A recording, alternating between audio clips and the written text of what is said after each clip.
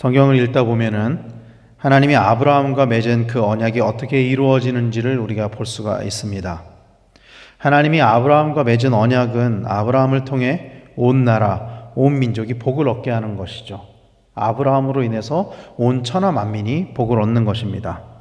그것을 위해 아브라함의 자손들이 도구가 되어서, 특히 하나님께서는 그 자손들을 제사장 국가로 삼으셔서 그들을 통해서 복음이 전파되어 구원이 임하게 하는 것, 그것이 하나님께서 아브라함을 통해서 온 세계에 주시기를 원하시는 축복이고, 그리고 성경을 통해서 우리는 그것이 어떻게 이루어지는지를 볼 수 있다는 것입니다.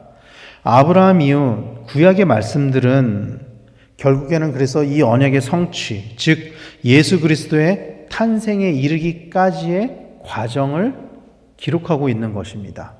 구약의 말씀은 결국에는 오실 예수님에 관한 말씀이고, 그리고 하나님과 아브라함이 맺었던 그 언약이 어떻게 성취되는지 그것을 나타내고 있다라는 것이죠. 그래서 이 언약의 성취를 알고 성경을 읽은 우리들, 그러니까 우리는 이 성경을 보면서 이 구약의 말씀이 무엇을 지향하고 있는지, 무엇을 나타내고 있는지를 우리는 이미 다 알고 있죠.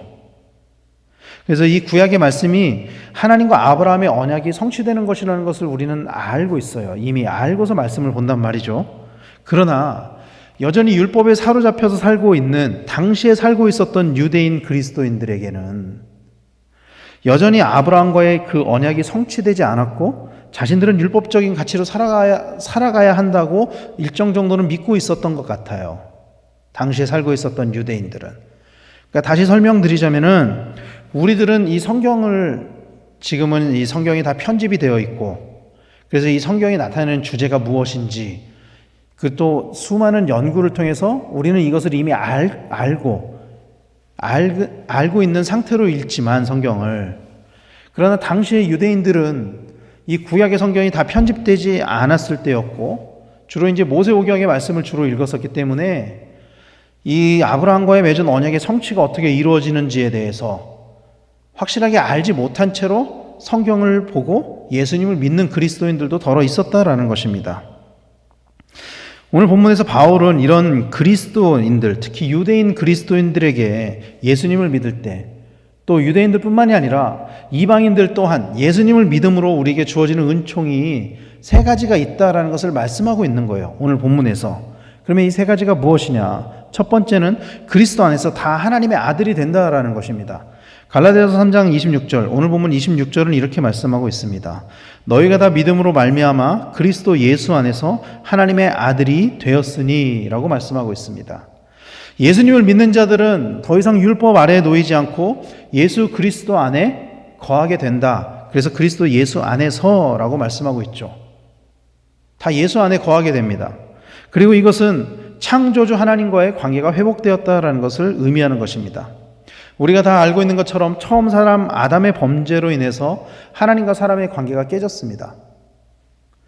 그러나 한 사람 예수 그리스도로 인해서, 로마서에 보면은 한 사람 그 예수 그리스도로 인해서 하나님과 인간의 관계가 회복되었다라고 말씀하고 있습니다. 그러므로 예수 그리스도 안에 있을 때 하나님과의 관계가 회복되는 것이죠. 왜냐하면 예수 그리스도로 인해서 그 깨어진 관계가 회복되었기 때문입니다. 그런데 오늘 본문에서는 이렇게 회복되는 것을 넘어서서 그리스도 예수 안에서 하나님의 아들이 된다라고 말씀하고 있는 것입니다. 이제 더 이상 율법 아래에 놓여져 있던 그 죄인의 모습으로 살아가는 것이 아니라, 그 죄인의 지위로 살아가는 것이 아니라 아들의 지위로 있게 된다라고 말씀하는 것입니다. 그렇게 선언하는 것입니다.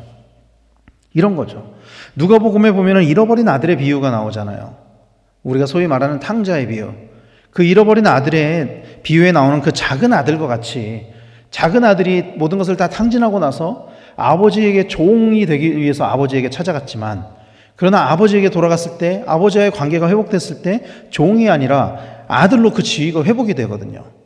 이것을 말씀하고 있는 것이죠. 그리고 그 방법을 믿음이라고 말씀하고 있는 것입니다.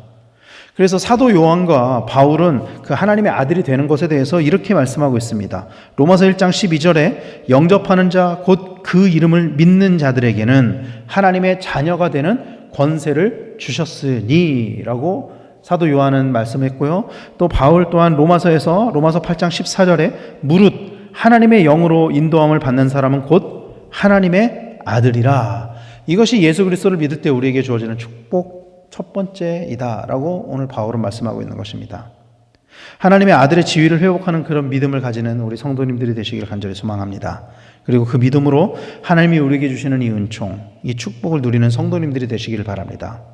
두 번째는 그리스도 안에서 인종과 빈부, 귀천을 초월해서 하나가 되는 복을 얻게 됩니다. 오늘 본문 28절 말씀에 너희는 유대인이나 헬라인이나 종이나 자유인이나 남자나 여자나 다 그리스도 예수 안에서 하나이니라 이렇게 말씀하고 있습니다. 바울은 예수 그리스도를 믿을 때 사람들이 가지고 있는 이 차이가 사라진다라고 말씀하고 있어요. 바울이 이 말씀을 직접적으로 권면하는 대상은 아마도 유대인일 것입니다.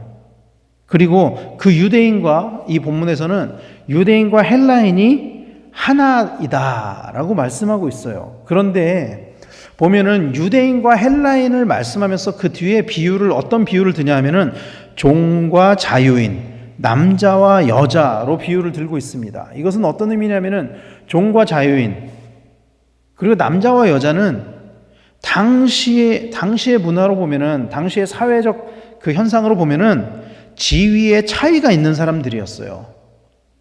종과 자유인의 지위의 차이가 있었고 남자와 여자의 지위의 차이가 있었다라는 거예요.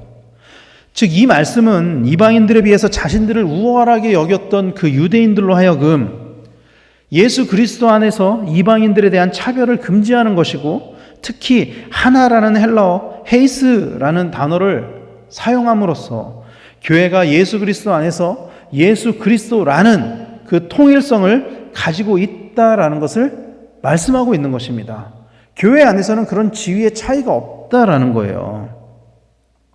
그래서 우리나라도 처음에 복음이 들어왔을 때 이 사람들이 생경하게 여겼던 것 중에 하나가 노비와 양반이 한 자리에서 같이 예배를 드리는 것, 남자와 여자가 한 자리에서 같이 예배를 드리는 것, 이것을 이해하지를 못했었잖아요. 그러나 성경은 다 같다라고 말씀하고 있는 거예요. 그 지위가 같다라는 거예요.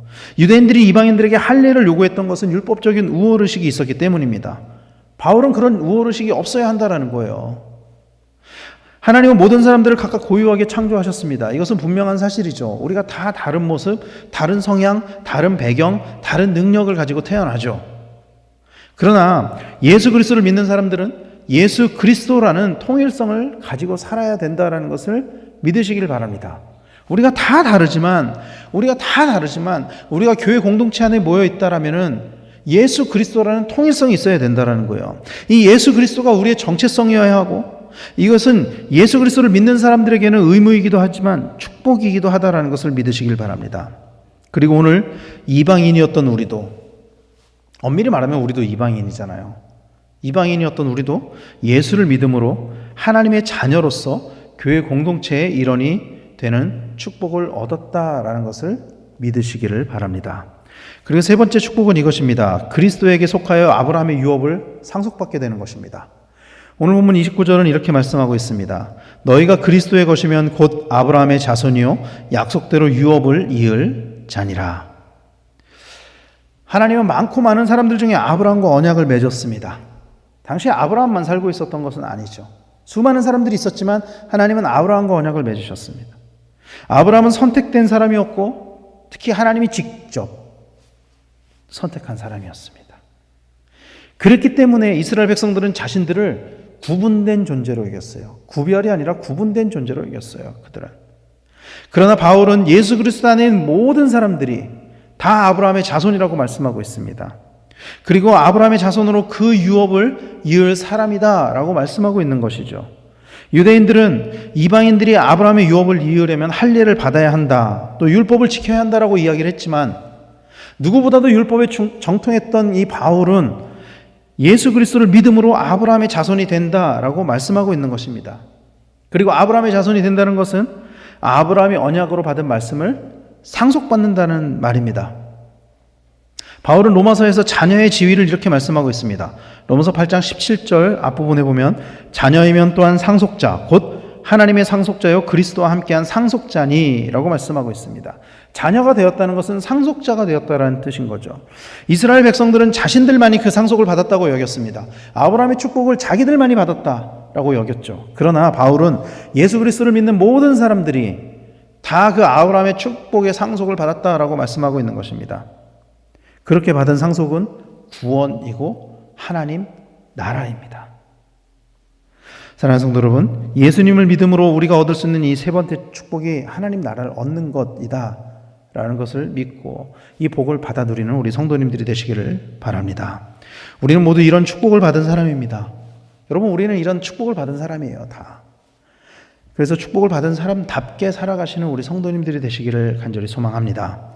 그리고 이런 축복을 받은 사람들, 은총을 받은 사람들을 27절에서는 이렇게 규정하고 있습니다. 누구든지 그리스도와 합하기 위하여 세례를 받은 자는 그리스도로 옷 입었느니라.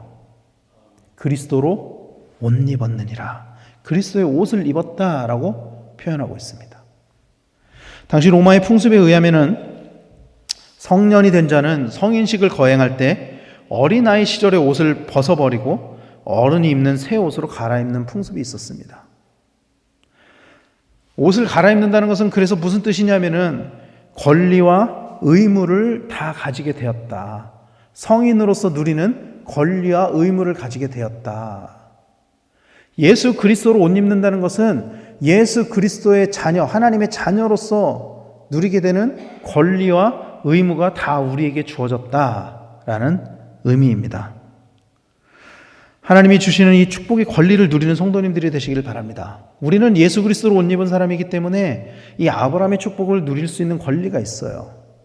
이 하나님께서 우리에게 주시는 그 유업을 받아 누릴 수 있는 권리가 있습니다. 그러나 동시에 우리는 그리스도인으로서 우리에게 맡겨진 사명에도 충성해야 한다라는 것 또한 믿으시기를 바랍니다. 그래서 우리를 통해서 하나님의 은혜와 사랑이 모든 사람에게 전파되는 그런 하나님의 복된 자녀의 삶을 살아가시는 우리 강백교회 성도님들이 다 되시기를 간절히 소망합니다. 하나님께서 우리에게 내려주시는 그 축복, 아브라함의 축복, 예수 그리스도를 믿을 때 주어지는 그 축복이 오늘 우리에게 임하게 되기를 소원합니다. 그래서 정말로 우리가 그리스도 안에 하나된 공동체로서 우리 안에 그 하나님이 주시는 그 온전한 복이 누려지는 그 안에서 날마다 승리하고 하나님 나라를 누리는 우리 강백교회 성도님들 다 되시기를 예수님의 이름으로 간절히 축원합니다. 기도하겠습니다.